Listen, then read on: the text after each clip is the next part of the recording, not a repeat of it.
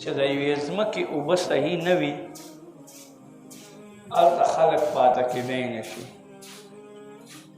یا بیا څه کوي د بل وطن نه ځان سره اوبه وړي اغزي ته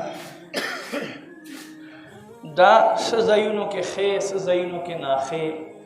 دا الله ولې ایښودې دي دې دپاره چې ای زما بندګانو تاسو زما په دې قدرتونو کې غور وکړئ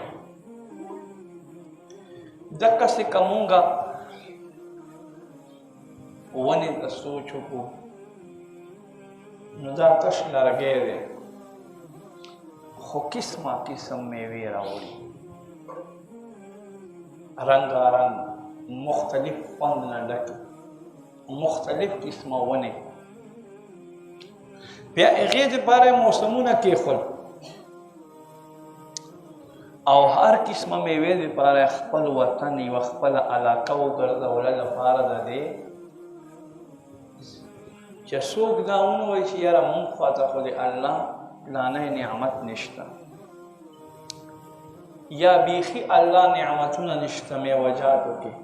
دې له جاته مختلف علاقو دپاره مختلفې میوې مختلف څیزونه وګرځوو